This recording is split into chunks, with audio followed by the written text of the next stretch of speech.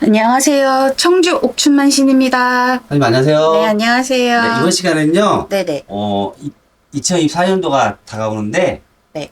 윤석열 대통령님의 네. 2024년도 운세는 어떻고 네. 지금 어려운 처지가 많이 다가오고 있거든요. 네. 그래서 그런 전망 같은 것도 사주로 봐가지고 신점으로 좀 알려주세요. 네. 사주를 드릴게요. 네.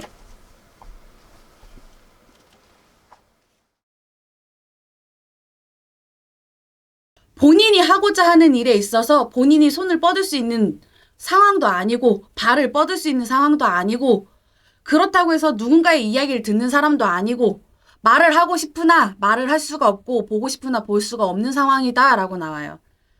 그러다 보니 주변 사람들이 이 사람을 무시하게 돼요. 가까운 사람들부터 더 먼저 무시하게 되고, 이 사람을 통해서 본인이 하고자 하는 일들을 하지 이 사람이 잘 되는 일들을 도모해 주질 않아요. 전혀. 그래서 내년이 운대로 넘어가게 되면 이 사람은 꺾이는 운대고 창살 없는 감옥이다라고 나오거든요.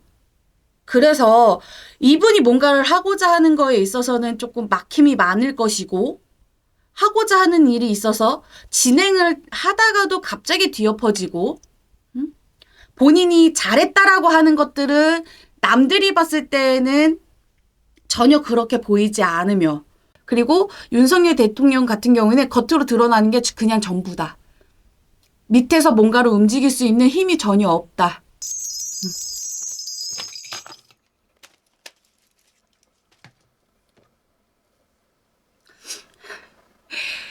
항상 이분의 사주를 받으면 한숨부터 나와요. 항상 그랬어. 어쩜 이렇게 한결같이 한숨부터 나오는 사람이 있을까 싶을 정도로 한숨이 나오는데, 사실은 이분 같은 경우에는 까발려질 건 다 까발려졌잖아요. 사실 톡 까놓고 얘기해서. 그래서 2024년도에 사실은 이 사람한테 기대야 하는 것들, 희망하는 것들, 뭐 바라는 것들, 이런 것들은 사실 없다라고 보여지긴 해요. 그리고 이분을 보면 항상 느껴지는 게 뭐냐면 다른 세계에 살고 있는 사람 같다라는 생각을 너무 많이 들어요. 지금 2023년 12월 오늘을 살고 있는 대한민국의 대통령직을 하고 있는 윤석열이라는 사람이 아니라 다른 세계에 살고 있는, 아예 시공간조차 여기에 섞여 있지 않은 윤석열이라는 사람이 보여지고요.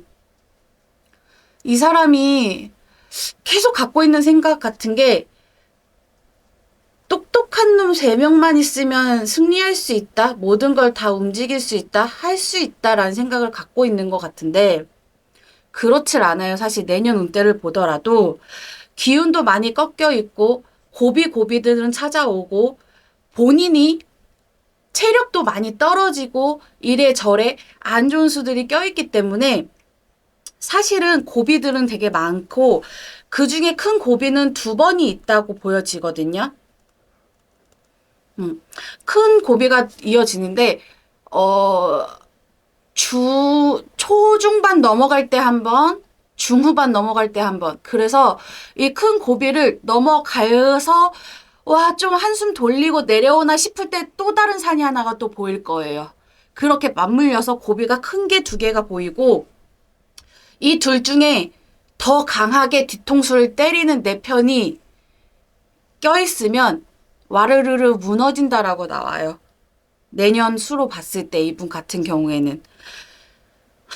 이 똘똘한 3명 중에 모르겠어. 본인이 한 명인지 그 3명 중에 한 명으로 속해 있는 건지 모르겠어요.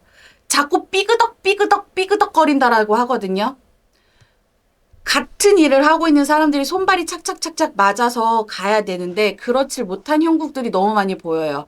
그러니까 본인 혼자 하고 싶은 대로 다 펼치다가 자꾸 여기저기서 잡소리가 나고 쓴소리가 들리고 자꾸 이렇게 부딪히는 소리들이 자꾸 들리거든요. 그러다 보니 여기저기서 사건 사고들은 빵빵빵빵 터지고, 그거 제압하고 불 끄는데 여유가 없어요. 여유가 너무 없어. 그러다 보니 민생 책임도 못 질 것이고, 이렇게 볼 그런 여력들이 전혀 보이지가 않아요. 그런데다가 이분 같은 경우에 내년 운세로 봤을 때 본인 자리를 지키는 건 본인 의지대로 할 수가 없다라고 나와요. 계속 기도를 드려보고 여쭤봐도 이분은 본인 의지대로 이 자리를 지켜내기가 힘들다라고 나와요. 제가 봤을 때 이 두 번의 고비에서 강하게 뒤통수 때리는 놈이 있을 때 이 자리에서 물러나겠구나라는 게 보여지거든요. 조금 내년은 좀 많이 뻐겁게 지나갈 거예요. 이분 같은 경우에. 본인 요 앞가림 하기에 급급해서 멀리 내다보고 두루 내다보는 힘이 없어요.